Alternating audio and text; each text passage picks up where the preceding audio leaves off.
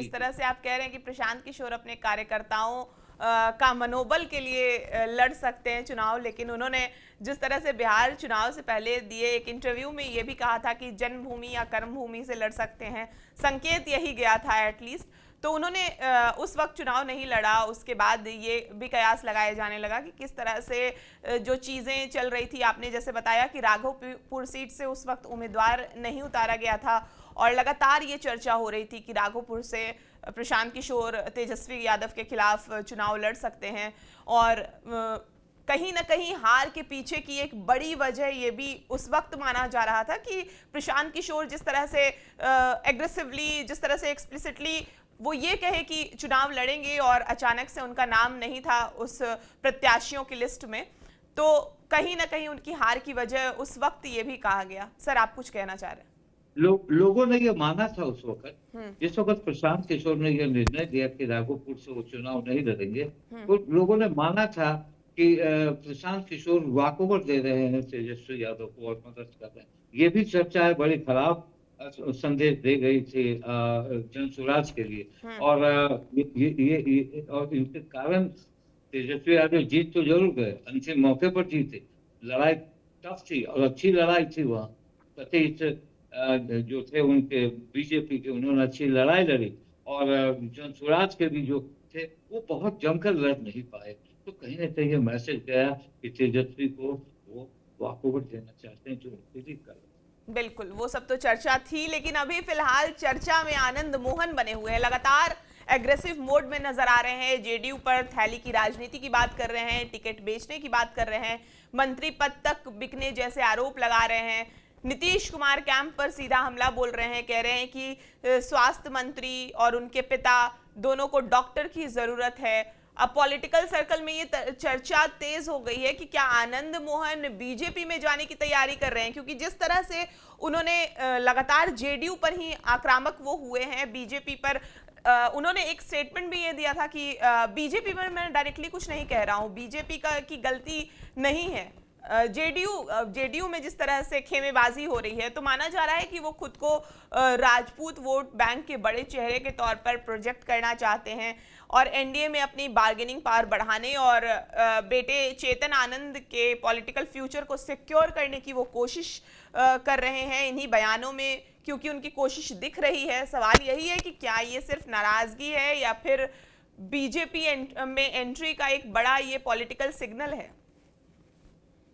देखिए, आनंद मोहन को बहुत करीब से देखा है मैंने, बहुत करीब से हम लोगों ने देखा है आनंद मोहन की पॉलिटिक्स एक वक्त बिहार पीपुल्स पार्टी तक बनाया था उन्होंने। और आनंद मोहन का सबसे बड़ा जो डाउनफॉल का कारण है बड़बोलापन है। और उस बड़बोलेपन पर आपने देखा होगा तीन चीजें। उस बड़बोलेपन के चलते वो गोपालगंज के डीएम की हत्या के मामले में आजीवन का कारावास, पहले तो फांसी की सजा फिर आजीवन कारावास। उन्होंने हत्या नहीं की, उन्होंने उस्का दिया और कहा कि तो छोड़ना नहीं है भीड़ की। उन्होंने बहुत उनका हास्य क्या हुआ। देखिए, हास्य ये हुआ कि आनंद मोहन एक ऐसे नेता उभरे थे जो फॉरवर्ड क्लास के लिए बहुत एक जगह बनानी शुरू कर दी थी जब 90 के दशक में, मुझे याद है। और जब वो सत्येंद्र नारायण सिंह छोटे साहब का जो युग था, वो युग था बाबू साहब और राजपूतों के, वो सबसे बड़े नेता थे, उनको टक्कर दे रहे थे। वैशाली में उन्होंने सत्येंद्र नारायण सिन्हा की पत्नी को भी हराया था एमपी में, लवली आनंद ने। बहुत अच्छा जा रहा था, मगर जो बड़बोलापन हुआ तो उनकी पॉलिटिकल कैरियर तो खराब हो गई। वो तो दागी हो गए, सजाया याफ्ता हो गए। उसके लगातार वो जेल में रहे। और आपने देखा होगा जिस तरह से लवली आनंद परेशान थी उस वक्त। और चुनाव में लालू प्रसाद यादव ने उनको एक तरह से शेल्टर दिया था कि आप दोनों माँ बेटे लड़े। दोनों माँ बेटे को टिकट दिया था, बेटा जीत गया, माँ हार गई। उसके बाद असर क्या हुआ आपने देखा, किस तरह से लालू प्रसाद यादव को उन्होंने चेतन आनंद ने एक धक्का दिया और वो धक्का में नीतीश कुमार को फायदा हुआ। तो बाद में नीतीश कुमार ने उन्हें शिवहर के एरिया से हटाया, शिवहर के हटा के नवीनगर औरंगाबाद की ओर चेतन आनंद को बहुत मान रहे थे नीतीश कुमार, इसमें दो मत नहीं। उनको अच्छा क्वार्टर मिला था और चर्चा थी कि चेतन आनंद मिनिस्टर बनेंगे। मगर उसी बीच जिस तरह से उन्होंने बड़बोलेपन में बयान दिया और बयान देने के बाद ललन सिंह पर वो लगातार हमलावर हुए, वो संजय झा पर हमलावर है। तो आपने देखा शिवहर जो गढ़ था, वहां से श्वेता गुप्ता को पहली बार वो जीती थी, वहां मंत्री बनाकर इन्हें बता दिया कि आपका शिवहर रामा देवी का था और वही वैश्य समाज की, उनको उन्होंने टिकट दे दिया। तो कहीं ना कहीं ये बयान देकर जिस तरह से हिमालयन ब्लंडर कहते हैं उन्होंने किया, और अपने जीवन को, पॉलिटिकल जीवन को तो उन्होंने खत्म ही किया। अब तो वो चुनाव लड़ नहीं पाएंगे, सजा सजा आता है। और आपने देखा, मैं जानता हूं कि पहली पहली जीत 96 में जब वो जेल में से सरेंडर किए थे, समता पार्टी से वो जीते। और 98 में नीतीश कुमार के पार्टी से ही आनंद मोहन जेडीयू में सांसद बने थे। तो 99 में वो बीजेपी गए थे, जब अटल जी थे बीजेपी उन्होंने ज्वाइन किया था 99 में। जैसे आपने सवाल किया कि बीजेपी में जाएंगे क्या, तो उनका हिस्ट्री बीजेपी का रहा है, उनका हिस्ट्री रहा है कि वो गए हैं और फॉरवर्ड के नेता रहे हैं। आपने देखा कि उन्होंने मुराद, जब मंडल कमीशन लागू हुआ था तो नहीं, जब कर्पूरी ठाकुर ने 77 या 78 में आरक्षण लागू किया था बिहार में, उन्होंने मुरारजी देसाई को काला झंडा दिखाकर एक रॉबिन हुड का चेहरा बनाया था फॉरवर्ड क्लासों में। आपने देखा होगा, आप लोग, हम लोग ने देखा, कभी टोपी पहनकर अखबारों में फोटो, कभी राइफल के साथ फोटो। तो वो उनका एक जिसको कहते हैं रॉबिन हुड का मसला बना, मगर पॉलिटिकल गेन नहीं हुआ।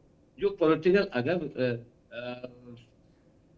अगर मोहन चाहते तो एक बड़े लीडर के, सवर्णों के बड़े लीडर के रूप में, खासकर राजपूतों के एक बड़े नेता के रूप में उभर कर आज भी होते। मगर उन्होंने बीपी सिंह का मंडल कमीशन का भी विरोध किया, बहुत काफी विरोध किया। मगर आप कांग्रेस में भी गए, वो कांग्रेस में भी गए। तो आपने कहा कि क्या वो बीजेपी में जाएंगे। हाल में उन्होंने अपने छोटे बेटे के साथ प्रधानमंत्री नरेंद्र मोदी के साथ मुलाकात की। नरेंद्र मोदी के साथ वो मिले आनंद मोहन, और मुझे लगता है कि 15 से 20-25 दिन पहले, और उनके छोटे बेटे, वो दोनों मिले। तो कहीं ना कहीं आनंद मोहन का ये जो बयान है, ये बयान जो तरह से उन्होंने दिया है, ये बयान नीतीश कुमार को नगावा गुजरा है। और नीतीश कुमार, आपने देखा कि संजय सिंह, जो आनंद मोहन जब बहुत पीक पर थे, संजय सिंह उस वक्त रामविलास पासवान के साथ थे। बाद में संजय सिंह एमएलसी हुए, एमएलसी होने के बाद वो भी महाराणा प्रताप की पॉलिटिक्स करने लगे। और महाराणा प्रताप के हाथ में उन्होंने, आपने देखा कि शिवहर में उन्होंने क्या बयान दिया। और उसके बाद वो चाह रहे हैं कि हम आगे, देखिए इससे जेडीयू में खलबली जरूर है।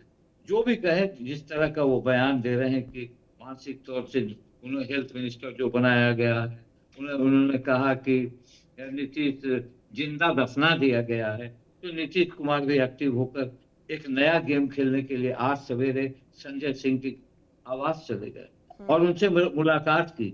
हो सकता है कि उस में बचाने के लिए संजय सिंह को कहीं वो मंत्री न बना दें, क्योंकि राजपूत से आए और संजय सिंह बाहर से भी चुनाव लड़ना चाहते थे, बहुत मेहनत से उन्होंने, मगर टिकट उनको नहीं मिला। तो आनंद मोहन एक जगह बनाना चाह रहे हैं कि हम, और बीजेपी के कोई नेता ने इस बयान पर कोई कुछ टिप्पणी नहीं की है। ये बात भी आप ध्यान से देखें, कोई भी बड़ा बीजेपी का नेता ने नहीं कहा कि आपने ये गलत कहा।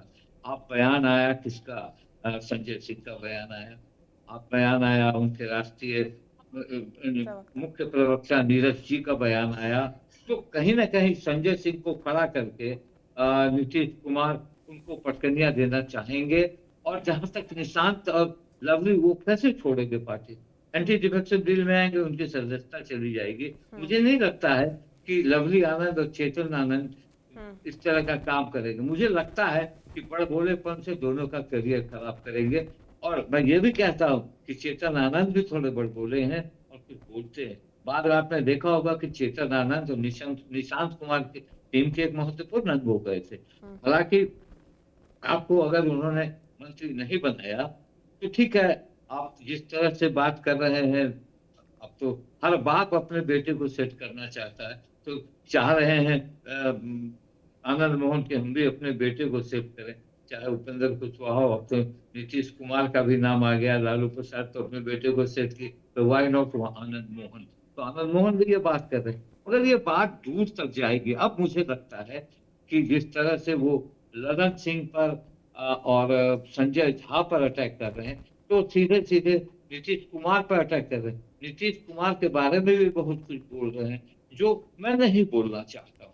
तो ये कहने का मतलब है कि आने वाले दिनों में वो बीजेपी में जाएंगे कि नहीं। वो आपने देखा होगा पप्पू यादव और आनंद मोहन एक समय दोनों एक दूसरे के क्या दुश्मन थे। बाद में अभी दोनों का कैरियर, मैं ये कहता हूँ ठीक है पप्पू यादव आज की तारीख में जीत जरूर गए हैं, मगर मैं ये मानता हूँ कि दोनों जो रॉबिन हुड थे अपने समय के, दोनों की बंदूकें गरजती थी। एक बार आपस में हमले होते थे, बहुत सारी बातें होती थी, मगर आज आनंद मोहन कहाँ हैं और पप्पू यादव भी कहते कहते कोई बड़ा बेस नहीं मिल पा रहा है उनको। आप देखिए क्या हासिल होता है। मुझे लगता है कि आनंद मोहन को अभी बीजेपी क्यों लेगी। अभी मुझे नहीं लगता है कि बीजेपी इस तरह की बातें करेंगी कि आनंद मोहन को लेकर नीतीश कुमार को दुखी करेंगी, क्योंकि दूसरे रास्ते पर कहीं बिहार की पॉलिटिक्स न चली जाए। तो आनंद मोहन को थोड़ा संयम से काम लेना चाहिए। और हम लोगों ने देखा, बहुत करीब से देखा, कभी भी वो ऑफिस में किसी के चले आना, किसी तरह से बात करना, और उस तरह से उनका जो बीपीपी पार्टी था उनका, वो पार्टी जो जिस तरह से वो अच्छा कर रहे थे, मगर वो जेल जाने के बाद वो सारी चीजें खत्म हो गई। इनका बड़बोलापन उनको तो दिया ही है, चेतन आनंद को भी हार्म करेगा आने वाले दिनों में। चेतन आनंद की जीत का मार्जिन बहुत बड़ा नहीं था नवीनगर में।